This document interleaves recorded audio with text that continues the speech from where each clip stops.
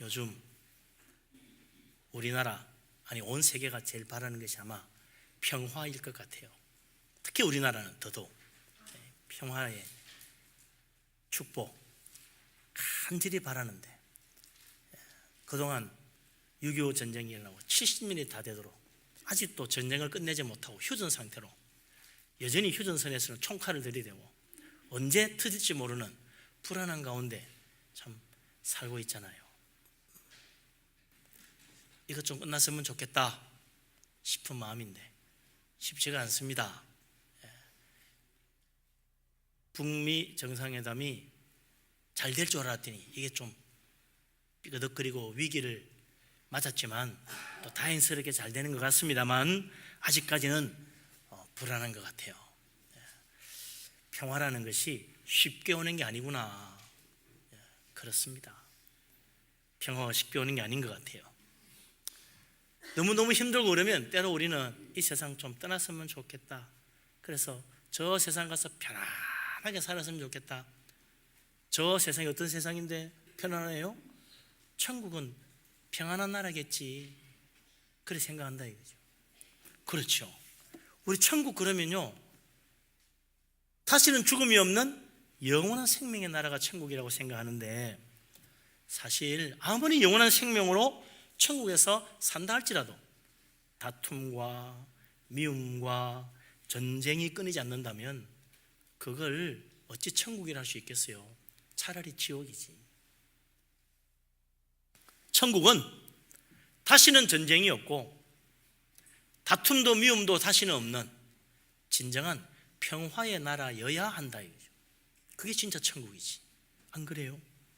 그래서 이사야서 2장에 2, 3, 4절 보면 이 세상 마지막 날에 대한 예언의 말씀이 나오는데, 그날, 그 마지막 날 하나님께서 세상 모든 나라의 다툼을 정의로 판단하시고 재판정으로 이 세상의 모든 전쟁을 그치게 하니까 이제 다시는 이 나라와 저 나라가 칼을 들고 서로 치기 위해서 전쟁을 연습할 필요가 없는 평화의 세상이 될 거라고 말하고 있습니다. 그래서 무기가 필요 없으니까 칼을 쳐서 보석을 만들고 창을 쳐서 낫을 만들 것이라. 그게 진짜 평화의 나라 아니에요. 온갖 무기를 숨겨놓고 평화합시다. 어떻게 믿을 수 있겠습니까? 창과 칼을 갈아서 두들겨 가지고 농기구 만드는 세상, 그게 진짜 평화의 나라더라. 그런 나라가 어디 있느냐? 천국이다. 천국이 바로 평화의 나라다. 영원한 평화가 이루어지는 곳, 그곳에서 영생하도록 살아야 진짜 행복할 거 아니에요. 세상에 그런 나라 어떻게 갑니까? 하나님은 예수 그리스도 믿는 자에게 그런 축복된 평화의 나라 천국을 주신다고 약속하셨어요. 얼마나 감사합니까? 할렐루야. 하나님께서 예수 그리스도 믿는 우리들에게 그 복된 나라 천국을 주신다는 거 아닙니까? 놀라우신 하나님 은혜로 주십니다. 할렐루야. 아멘. 이 천국에 관한 이야기가 성경에 들어 나오는데, 이 평화의 나라 천국에 대한 말씀이 요한계시록 마지막에 또 나와요.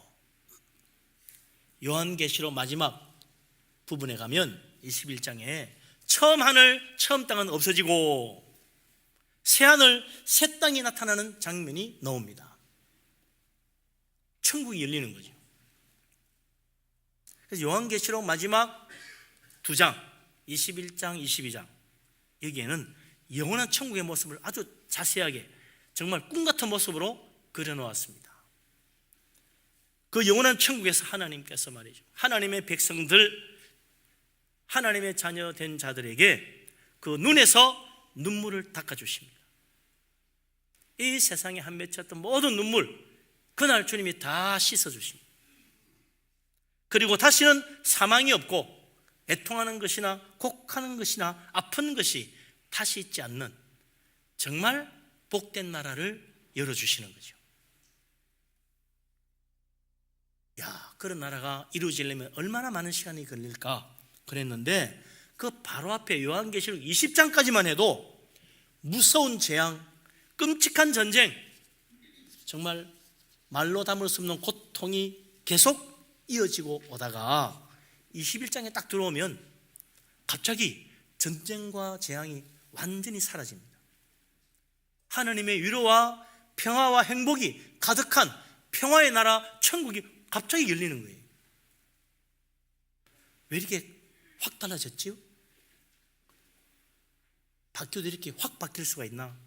20장까지만 해도 너무나 무서운 재앙, 끔찍한 전쟁이 가득했는데 어떻게 갑자기 21장 넘어가면서 그 복된 평화의 나라가 열린다는 것인가?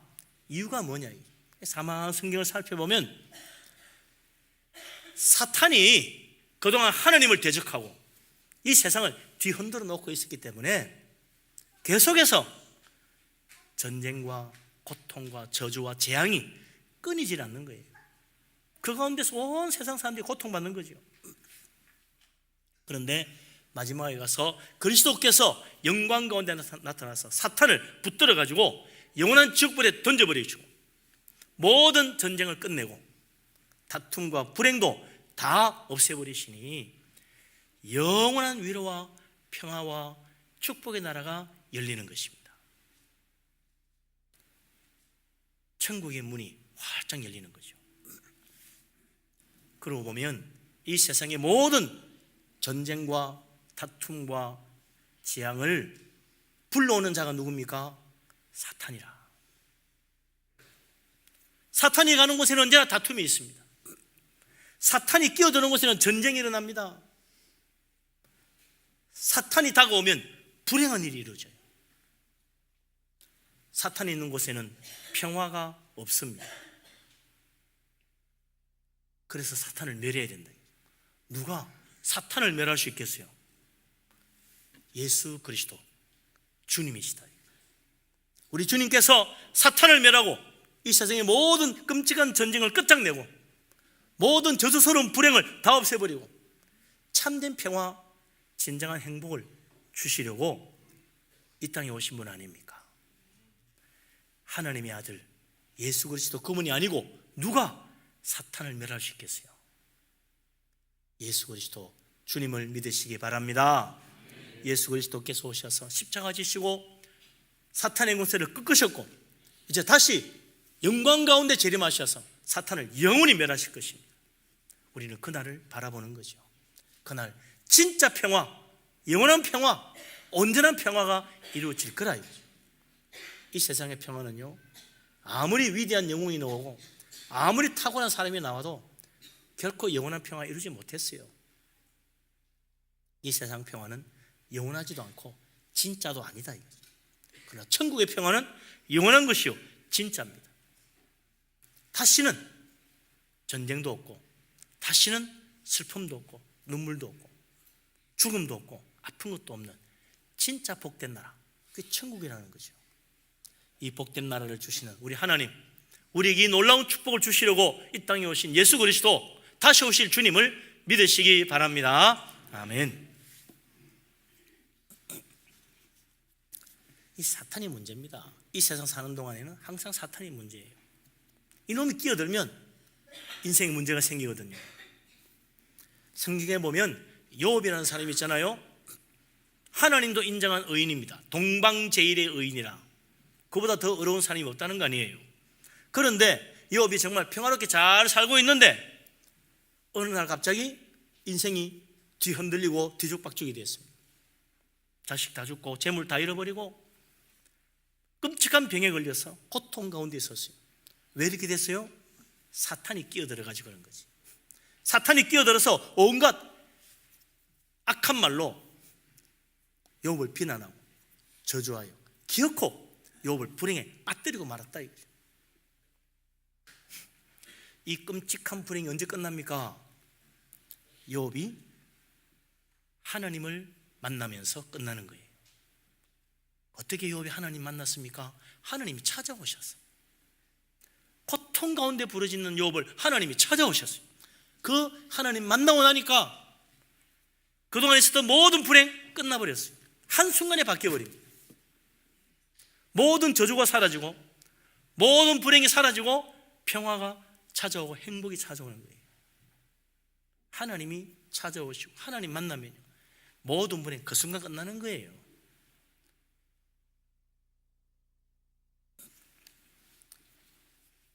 진정한 축복의 하나님 믿으시기 바랍니다. 하나님 찾아야 돼요. 하나님 만나야 되고, 정말 목마른 사슴이 시냇물을 찾듯이 우리 하나님을 간절히 사모하고 하나님을 찾는 자 되어서 우리 하나님 만나는 축복 받으시기 바랍니다. 아멘. 항상 여기서 우리가 깨달아야 될 게 하나 있는 거죠. 뭡니까? 사탄에게 틈을 주면 안 되겠구나. 사탄에게 틈을 주면 안 되는 거예요. 내가 신앙생활 하면서 그래서 깨어 있어야 됩니다. 신실한 믿음으로 신앙생활 해야지. 적당히 믿으면요 틈이 많이 생기는 거지. 그럼 사람이 정말 신실한 믿음으로 살아가야 되는데 적당히 교회 오고 적당히 기도하고 적당히 말씀 보고 적당히 신앙생활 하니까 사탄이 사방으로 끼어들어가지고 왜 이렇게 일이 잘 안 돼? 왜 이렇게 힘들어지지? 왜 이렇게 피곤해? 왜 이렇게 짜증스러워? 다 힘들어요. 나만 왜 이렇게 불행스러울까? 그런 생각이 든다 이거죠. 모든 저주와 불행과 모든 다툼과 전쟁은 다 사탄이 끼어들면서 생기니까. 사탄과 가까이 하고 사탄에게 틈을 주는 사람은 사탄에게 속해가지고 멸망의 길, 고통의 저주스러운 인생 산다 이거죠. 그러나 하나님을 바라보는 자, 하나님을 간절히 찾는 자, 하나님을 사모하여 주님께 다가가는 사람, 그 사람은 하나님께 속해가지고 하나님이 사랑과 평화와 행복과 축복으로 채워주시는 거죠. 사탄을 가까이 하면 안 됩니다. 하나님께 가까이 다가가야지. 사탄이 어떻게 우리에게 틈을 타서 우리를 고통스러운 불행으로 빠뜨립니까? 사탄이 잘하는 게 있어요. 사탄의 전매 특허가 있어. 대단합니다. 사탄이 뭘 잘합니까? 사탄의 별명이 원래 비방하는 자야. 비방을 잘해. 남 욕 잘하고 말이죠. 남 비난 잘하고, 험담하고. 어쩌면 그렇게 잘하는지 몰라. 그 다음 또 사탄이 잘하는 게 있어요. 거짓말의 명수야. 거짓말을 얼마나 잘하는지 몰라. 하나님은 진실하신 하나님이신데 사탄은 거짓말을 자 거짓말이야. 그럴듯해 보이는데 거짓말이에요. 거짓말의 명수. 또 이 사탄이 잘하는 게 있는데 저주, 조롱, 비웃음, 업신여김의 달인이라. 아주 거기는 명수야. 얼마나 잘하는지 몰라. 저주하고 조롱하고 비웃고 업신여기는 이 모든 것, 온갖 욕설들, 이거 다 사탄의 전매 특허라. 이 사탄의 유혹에 넘어가서 내 입에도 내 삶에도 이게 넣으면 안 된다 이거죠. 멸망받아요. 근데 사탄이 잘하는 거 가만 보면요 하나같이 다 뭐냐? 입술의 열매들입니다. 비방하는 말. 비방 어떻게 해요? 말로 하지. 거짓말 어떻게 해요? 거짓말. 말로 하는 거지. 저주 어떻게 해요? 다 입으로 하는 거예요. 저주하는 말. 조롱도 어떻게 해요? 조롱도 다 말로 하는 거야. 조롱하는 말. 비웃는 것도 비웃는 말. 업신여기는 말. 온갖 욕설 다 말입니다.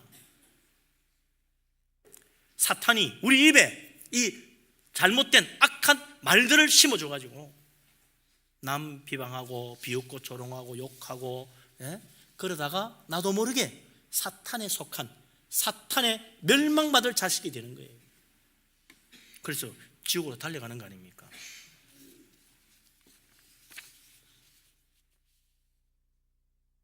내가 지금까지 주님의 제자로 살았는지 사탄의 제자로 살았는지 뭘 보면 알아요?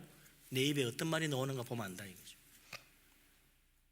교회에 와 있다고 예배 드렸다고 주님의 제자가 되는 게 아닙니다. 내 입에 이런 악한 말들이 자꾸 나온다면 나는 예수님의 제자가 아니라 사탄의 제자일 가능성이 대단히 높아. 그리스도의 제자들에게는 어떤 말이 나옵니까? 우리 입술에는요 사랑하는 말, 칭찬하는 말, 감사하는 말, 축복하는 말, 은혜로운 말, 믿음의 말, 좋은 말, 위로하는 말, 격려하는 말, 그런 말이 자꾸 나오는 거죠.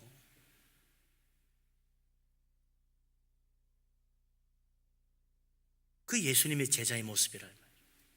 입술의 열매를 보면 그 사람이 사탄에게 속한 자인지 참으로 그리스도께 속한 자인지 알 수가 있다. 정말 진실한 믿음을 가진 사람인지 겉으로만 믿는 척 하는 건지 입술의 열매를 보면 알아요. 그래서 제일 잘 드러납니다. 예수 믿는 사람이 막 쌍욕을 해대면 그거 곤란하지. 그래도 어떻게 천국에 축복받을 주님의 자녀라고 할 수 있겠습니까? 자기 스스로 나는 사탄의 제자입니다, 거짓말을 자꾸 하면서 나는 주님의 제자입니다, 안 되지. 사탄의 제자지. 어떻게 주님의 제자가 거짓말을 자꾸 할 수 있어? 내 입에서 무슨 말이 나오는가 살펴야 됩니다. 그래서 내 입에 파수꾼을 세운다잖아요. 다윗이 내 입에 파수꾼을 세워달라고. 파수꾼이 세워져야 제대로 하는 말을 하지. 못된 말, 악한 말, 나쁜 말, 저주하는 말, 비난을 욕하는 말 딱 막아야지. 파수꾼이 있어서 딱 막아야 돼. 비난과 저주와 욕설과 조롱과 비웃는 말 좋아하다가 멸망의 영원한 불구덩이에 떨어진다 이거죠. 깨어있어야 돼요. 우리는 그리스도의 제자로 살아야죠. 내 입술에 감사하는 말, 축복하는 말, 사랑하는 말, 은혜로운 말, 위로하는 말, 믿음의 말, 좋은 말 할 수 있는 정말 우리 하나님 기뻐하는 믿음의 자녀 되시기를 주의 이름으로 축원합니다. 아멘. 그래서 영원한 생명의 나라 천국 가서 이제는 정말 영원토록 하나님을 찬양하고 영원토록 하나님께 감사하고 영원토록 하나님께 영광 돌리고 그러고 살아야죠. 그게 제대로 믿는 거 아닙니까? 그게 진짜 천국이죠. 거기에 행복이 있다 이거죠.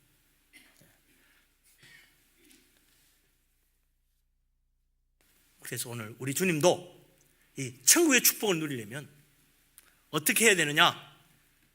오늘 중요한 말씀 하나 주셨어요. 어떻게 해야 되는가? 오늘 마태복음 5장 9절 다시 한번 읽어보십시다. 마태복음 5장 9절 예수님의 주신 축복의 말씀 같이 있습니다. 화평하게 하는 자는 복이 있나니 그들이 하나님의 아들이라 일컬음을 받을 것이며. 아멘. 이 화평하게 하는 자가 복이 있다고 그랬는데 화평하게 하는 자는 마음이 평안한 사람을 말하는 게 아닙니다.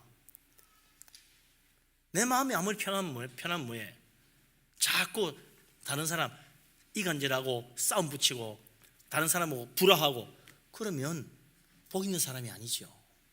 그런 사람이 어떻게 하나님의 아들이라 그렇게 불러질 수 있겠어요? 기도 열심히 하고는 가가지고 싸움박질하고 있다. 그 사람 뭐지? 진정한 하나님의 자녀라고 말할 수 있겠습니까? 화평하게 하려면 화평을 이루어야 된다. 사람 다 싸우는 사람도 사이좋게 만들어주는 것, 다른 사람하고 다 화목하게 잘 지내는 것, 그게 화평하게 하는 사람이지. 그럼 어떻게 해야 돼요? 남 비난하고 조롱하고 비웃고 이래가지고는 절대로 화평을 이룰 수가 없습니다. 입술의 열매가 좋은 말이 나와야 돼. 그죠? 화평하게 하는 사람은 사랑하는 말을 합니다. 화평하게 하는 사람은 은혜로운 말을 합니다. 화평하게 하는 사람은 축복하는 말을 하고 감사하는 말을 하고 칭찬하는 말을 하고 격려하는 말을 하고 위로하는 말을 하고 붙들어준다. 그렇게 그러면 화평이 이루어지는 거죠. 다투는 사람도 사이가 좋아져. 미웠던 사람도 사이가 가까워져. 그러고 보면 이 화평하게 하는 거는요 능력이요. 팔복 중에 다른 건 가만 보세요. 이건 다 그냥 성품입니다. 마음이 가난한 자, 온유한 자, 애통하는 자, 그런 거 다 성품이죠. 그런데 이건 화평하게 하는 건 능력이에요. 화평하게 하는 자는 좋은 말을 할 줄 아는 사람이라. 화평하게 하는 사람은 은혜로운 말을 할 줄 아는 능력을 가진 사람이요. 화평하게 하는 사람은 사랑하는 말을 할 줄 아는 사람이에요. 그런 능력이 있는 사람이에요. 화평하게 하는 사람은 욕을 하는 것이 아니라 칭찬하고 축복하는 말을 해서 싸움도 먹게 만들고 원수 맺었던 사람도 화해하게 만들어주는 능력을 가진 사람이 바로 진짜 화평하게 하는 사람이라. 이런 사람은 다툼을 쉬게 하고 진정한 평화를 이루어냅니다. 이게 쉬운 거 아니에요. 요즘 우리나라 이 한반도의 평화를 위해서 이쪽에서 뛰어가고 저쪽에서 뛰어가고 왔다 갔다 하는 한 사람 있지요. 우리나라 대통령. 어떻게 보면 좀 불쌍하기도 해. 아유, 잘못하다가 이쪽에서 욕먹고 저쪽에서 욕먹을 판이라 잘해야지.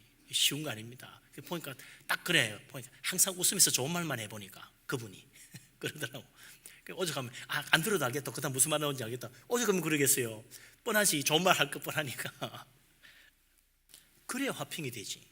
나쁜 말 해주고 어떻게 화평이 되겠어요? 가가지고 아무개는 말이야 날마다 이러고 저러고 그 사람 웃기는 사람이야 이래 보세요. 싸움 붙이지.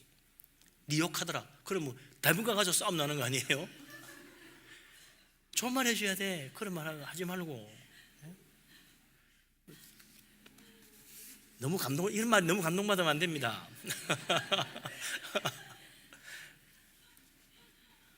화평을 이루는 사람, 화평의 능력을 가져야 된다. 좋은 말을 할 수 있는 사람, 은혜로운 말, 사랑의 말, 믿음의 말, 축복의 말. 그런 사람을 예수님 뭐라고 그래요? 하나님의 아들이라 일컬음 받는다 그랬어요. 하나님의 아들이라 일컬음 받는다니 무슨 뜻이에요? 가만 생각해 보세요. 화평하게 하는 능력을 가진 사람은 다툼을 거치고 화목을 이루어가는 사람인데, 이런 사람이 하나님의 아들이라 불림 받는다니 누가 그를 하나님의 아들이라 불러주나요? 하나님이 그렇게 불러줘야 진짜지. 우리가 아무리 그 사람 화평의 사람이다 한들 하나님이 넌 아니야, 그럼 끝이지요. 하나님이 인정해 진짜라. 그러니까 화평하게 하는 사람은 하나님이 그를 불러 하나님의 아들이라 해준다는 거 아니에요. 그리고 하나님 인정한 사람, 하나님의 아들이 인정받으면 어디 가요? 천국 가지. 영원한 평화의 나라가 살게 되는 거지. 화평하게 하는 자가 진짜 평화의 나라에 가는 겁니다. 다툼을 일으키는 사람 결국 어디 가겠어요? 영원한 저주와 불행의 나라, 저 지옥불에 가는 거지. 하나님 인정해 줘야 됩니다. 그래서 진짜 화평하게 하는 삶을 살다가 마지막 날 주님 앞에 서더니 하나님이 그 사람을 보고 너는 하나님의 아들이라 이리로 오너라. 그럼 그게 영원한 천국에 가는 거 아니에요. 모든 성도들과 천만 천사들이 서 있는 그 자리에서 하나님이 너는 내 아들이라, 내가 너를 사랑하노라, 내 오른편에 서거라. 그러면 영원한 하나님 나라 너를 위해 예비되었느니라. 얼마나 멋있습니까? 할렐루야, 아멘. 그날을 우리가 바라보고 살아야 된다. 우리 모두 마지막 날 주님 앞에 섰을 때 천만 천사들 앞에서, 수많은 사람들 앞에서 우리 주님 우리들을 불러 너는 내 아들이라, 내 사랑하는 자녀라, 내가 너희를 사랑하노라, 우리를 받아주시고 천국으로 인도해 주시는 축복 받으시기를 바랍니다. 아멘. 그 어떤 사람이야? 화평하게 하는 사람, 화평의 능력을 가진 사람, 화평을 이룰 수 있는 말을 할 줄 아는 사람, 그 사람이라. 그런데 이렇게 하나님이 인정할 만한 화평의 사람은 세상 사람들에게도 인정받는다는 거죠. 이 세상은요, 잘 알다시피 미움과 다툼과 원망과 악한 생각과 원수 맺는 것이 비일비재하잖아요. 우리도 살면서 그런 일 자꾸 당하잖아요. 미워하고 욕하고 말이죠, 서로 비난하고 서로 업신여기고 그런다고. 그런데 어느 날 저 사람 보니까 사랑하며 감사하며 축복하며 은혜로운 말을 하며 위로하며 칭찬하는 말을 하니까 뭐야 저 사람 우리하고 다르네, 별종 같아, 어디서 온 거지? 이 세상 사람 맞아 저거? 예? 천사인가? 하나님의 아들인가 보지? 그래 된다 이거죠. 세상 사람하고 틀리니까. 그래서 화평을 이루는 좋은 말 할 줄 아는 능력을 가진 사람, 우리 하나님도 하나님의 아들이라 천국 백성이라 인정하지만 세상 사람들도 저 이상해, 남다른 것 같아, 진짜 예수쟁이야, 그래 되는 거죠. 이런 사람이 복 있는 사람입니다. 할렐루야. 진짜 복 있는 사람, 우리 하나님 은혜 가운데 정말 우리 교회 모든 성도님들이 화평하게 할 줄 아는 능력을 받아가지고 화평을 이루고 하나님 앞에서도 세상 사람에게서도 하나님의 자녀라, 진짜 예수쟁이구나 인정받고 천국의 축복 누리는 복된 사람 되시기를 바랍니다. 아멘. 자, 그럼 이제부터 진짜 화평하게 해야 되겠구나. 그렇게 결심을 하고 마음을 단단히 먹고 딱 시작하려고 보면 잘 안 됩니다. 이게 왜냐니까 화평하게 하는 능력이 사실은 우리에게 없습니다. 우리에게 있는 능력이 아니에요. 우리는 어머니 뱃속에서부터 죄인으로 태어나가지고 미움과 원망과 원수 맺고 욕하고 저주하고 싸우고 다투고, 이게 우리의 본성이라, 죄 가운데 태어난 인생이라 안 되는 거예요. 결심해도 안 되고 노력해도 안 됩니다. 좋은 말 하려고 했는데, 정말 내가 큰 맘 먹고 좋은 말 하려고 했는데 막상 보니까 미움이 싹 솟아오르는 거야. 에? 역시 너는 안 돼. 그러고 고개 돌리는 거죠. 좋은 말 하려고 했더니 역시 저 인간은 틀렸어. 나도 머리 여기 탁 놓으네. 예? 화평하게 하는 사람, 그거 쉬운 게 아닙니다. 화평의 능력, 마음먹었다고 생기지 않아요. 결심한다고 생기지 않아요. 화평의 능력이 있어야지 말이지. 그럼 도대체 어디 있는데 화평하게 하는 사람 될 수 있다고 그럽니까? 화평의 능력을 가진 분이 있지. 누구예요? 하나님의 아들 예수 그리스도 주님. 그분은 이름이 평화의 왕입니다. 평화의 왕. 할렐루야. 예. 예수님 탄생하시던 날 천사들이 하나님을 찬양하며 말했어요. 지극히 높으신 곳에서는 하나님께 영광이요, 땅에서는 기뻐하심을 입은 자들 가운데 평화로다. 할렐루야. 예수님이 태어나기만 해도 이 세상에 발만 디뎌도 온 땅에 평화가 이루어지기 시작하더라는 거 아닙니까? 평화를 주러 오신 분이 우리 주님이십니다. 할렐루야. 믿으시기 바랍니다. 아멘. 그래서 예수 그리스도 주님을 따르며 주님이 걸어가신 길을 배우고 주님을 본받아 살아가는 사람은 화평의 능력을 받는다 이거죠. 그 평화의 왕 되신 주님이 우리에게 화평케 하는 능력을 주시니까 이제 화평을 이룰 수 있게 되는 거예요. 그 놀라우신 주님이 우리에게 사랑의 마음을 심어주니까 내 입에서도 사랑의 말이 나오는 거지. 주님이 나에게 은혜 위에 은혜를 부어주시니까 은혜로운 말도 나오기 시작하는 거예요. 주님이 우리에게 축복을 물붓듯이 부어주시니까 축복하는 말도 나오는 거지. 그래서 예수 믿고 은혜 받아야 돼요. 예수 믿고 능력 받아야 돼요. 그러면 화평하게 하는 사람이 될 수 있다. 평화의 왕이신 예수 그리스도 믿음으로 바라보며 평화의 왕이신 예수 그리스도 주님을 내 안에 모셔드리고 주님과 함께 살아가는 평화의 능력을 가진 사람 되시기를 주의 이름으로 축원합니다. 아멘.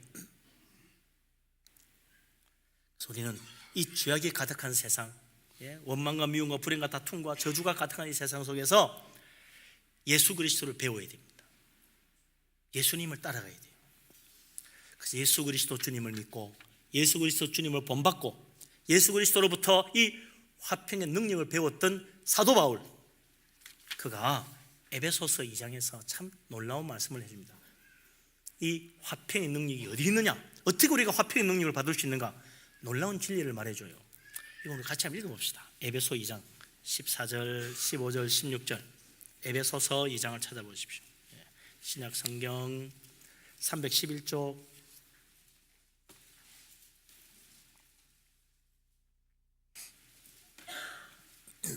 에베소서 2장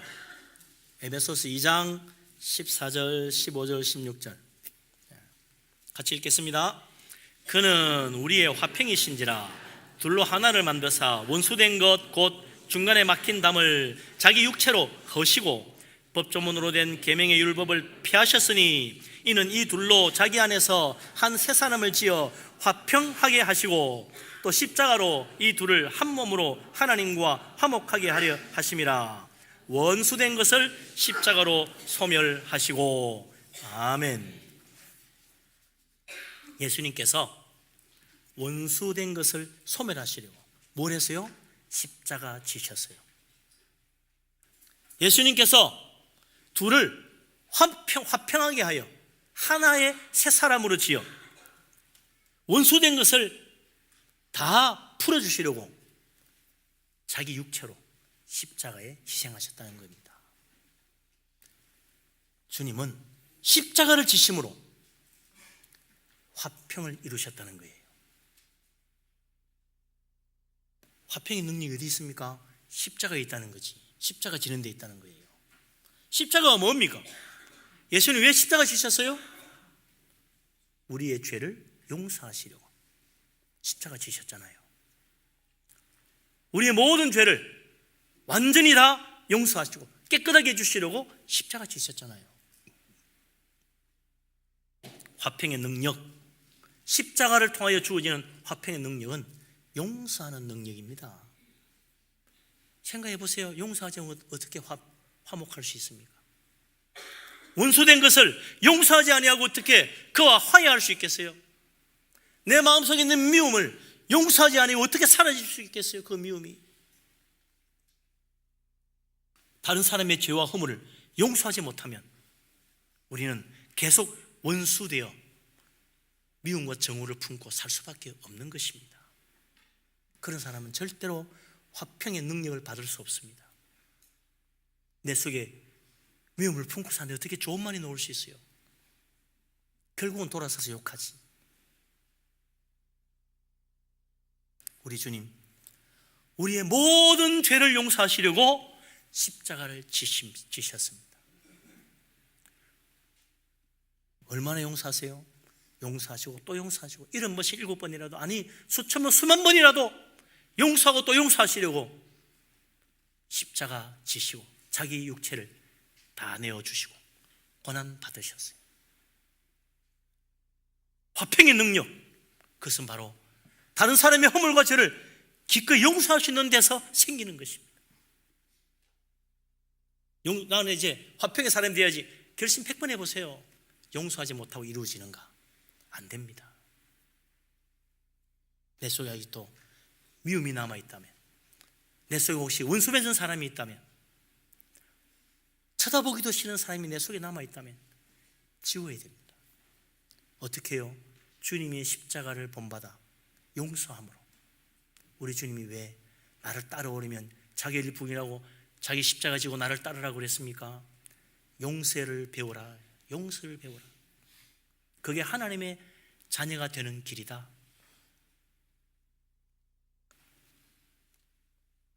예수 그리스도 십자가 주신 주님을 바라보고 나도 십자가 지고 주님의 용서하심을 배워서 내 속에 남아있는 그 원망과 미움과 아픔의 모든 죄의 흔적들을 용서함으로 지우고 진정 화평을 이룰 수 있는, 화해를 이룰 수 있는 하나님의 사랑받는 자녀가 다 될 수 있기를 주의 이름으로 축원합니다. 아멘.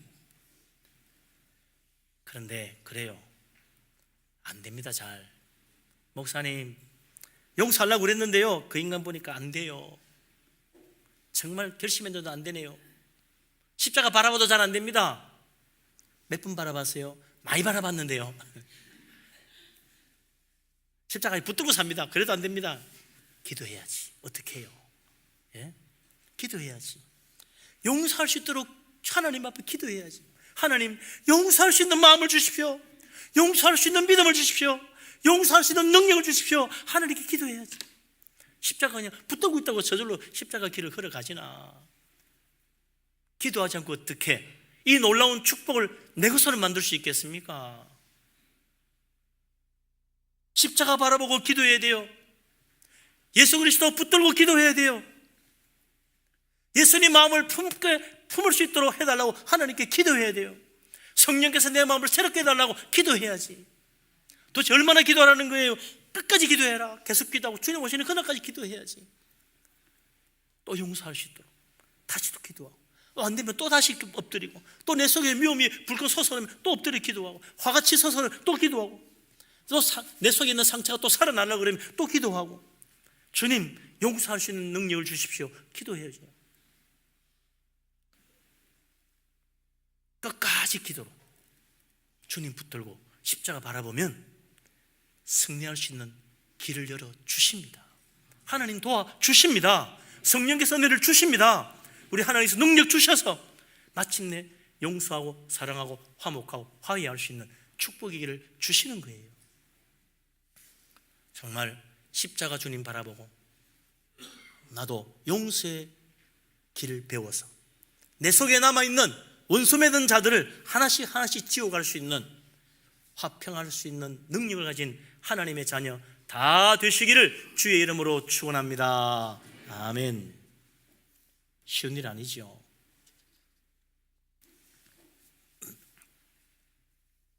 예수님의 제자들, 주님을 3년 동안 따라다녔습니다. 예수님께서 드디어 예루살렘에 올라가신대요. 모두 다 기뻐했습니다. 이제 드디어 예수님이 예루살렘에 올라가셔서 영광의 다윗의 왕위를 물려받으시는구나. 근데 그때부터 제자들이 눈빛이 달라졌습니다. 서로 경계하는 거예요.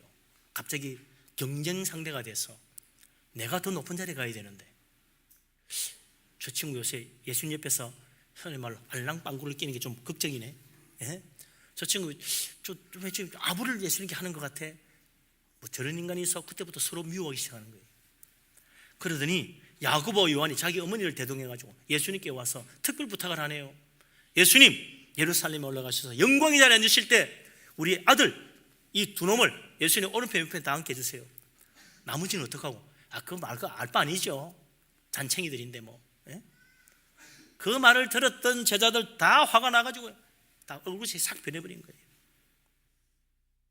이 삭막한 분위기, 예수님께서 이들 놔두면 안 되잖아요. 세상에 이런 착하게 어디 있어요. 예수님은 십자가 지러 가는데 제자들은 영광의 자리에 앉는 줄 알고, 다윗의 왕위를 물려받는 줄 알고 이제 다 한 자리 할 거라고, 내가 제일 중요한 장관이 돼야지, 내가 총리가 돼야지, 그렇게 하고 있다고.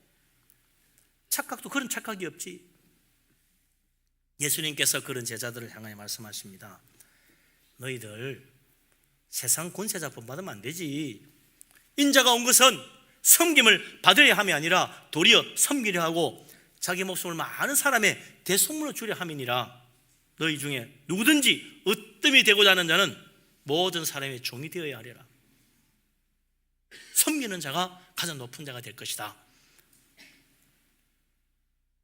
우리 주님이 하신 말씀 뭡니까? 높아지려고 하고 니보다는 내가 더 나아 남을 업신여기기 시작하니까 그때부터 그동안 사이좋았던 제자들 갑자기 불화하기 시작하고, 갑자기 다툼이 생기고, 갑자기 미움이 생기고, 갑자기 원수가 되기 시작하는 거죠. 우리 주님 말씀하십니다. 이거 너희들 나처럼 섬기는 종이 되어야 돼. 나도 섬기러 왔어. 섬김을 배우지 않고 어떻게 화평을 이루려고 하느냐? 섬기지 않으니까 다툼이 생기잖아. 섬겨라. 그래도요, 제자들이 이거 제대로 못 받아들였어요. 예수님 무슨 소리입니까? 내가 한 일이 얼마나 많은데 그래도 내가 공로가 제일 크지요. 이렇게 생각하니까 해결이 안 돼요. 그러더니 결국 예루살렘에 올라가서 예수님 십자가 지시기 전날까지도 마지막 최후의 만찬을 나누는 그 자리, 제자들이 이게 웬일입니까? 예수님 발도 안 씻어주네. 왜냐니까 발 씻는 자는 제일 낮은 자거든요. 서로 낮은 자 안 되기 위해서 발을 안 씻어주다 보니 예수님 발도 아무도 안 씻어줘. 모두 고개 돌리고 천장만 쳐다보고 있는 거야. 예? 예수님께서 할 수 없이 일어나셔가지고 허리에 수건을 두르시고 대야에 물을 담아서 제자들의 발을 씻겼잖아요. 그러고 나서 뭐라 그럽니까? 내가 왜 이렇게 간절하느냐? 나를 본받으라고 한 것이다. 너희도 서로 발을 씻으며 섬기도록 해라. 그래야 화평이 이루어지지. 섬김 받으려고 하면 결국 싸움 일어나고 원수 될 수밖에 없다. 화평의 능력은 섬기는 데서 이루어집니다. 화평할 수 있는 사람은 섬김으로써 화평을 이루어가는 거예요. 나를 남보다 낮추면 결코 섬길 수가 없습니다. 우리 주님은 십자가에 죽기까지 자기를 낮추시고 자기 목숨으로 우리를 섬기셨어요. 기꺼이 제자들의 발을 씻으신 분, 섬김으로 본을 보이신 주님, 화평을 이루신 것입니다. 화평의 능력, 그것은 바로 섬김의 자리에서 완성되는 거죠. 섬기지 못하면 결국 우리는 다툼을 일으키는 사람 되고 맙니다. 섬김 받으려고 할 때 우리는 결국 원수 맺는 사람 되고 맙니다. 그동안 잘 가다가, 기도 열심히 잘하다가, 예배 잘 드리다가, 봉사 잘하다가, 전도 잘하다가 섬기지 못하면 결국 화평이 깨어져 버리고 마는 거예요.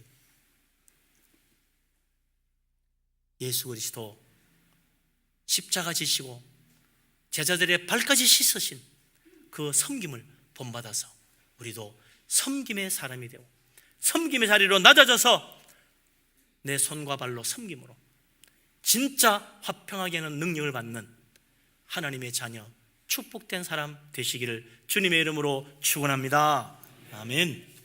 우리 하나님, 오늘도 우리가 화평하게 하는 자가 되기를 원하십니다. 모든 죄와 허물을 내가 십자가 지고 다 용서하고 받아주고 은혜로운 말, 좋은 말, 사랑하는 말, 축복하는 말을 통하여 화평을 이루고 마지막 섬김으로 낮아져서 이 화평을 완성하고 우리 하나님 앞에 인정받고 하나님의 아들이라 천국 백성이라 일컬음 받는 축복된 우리 모두가 될 수 있기를 주의 이름으로 축원합니다. 아멘. 기도합니다.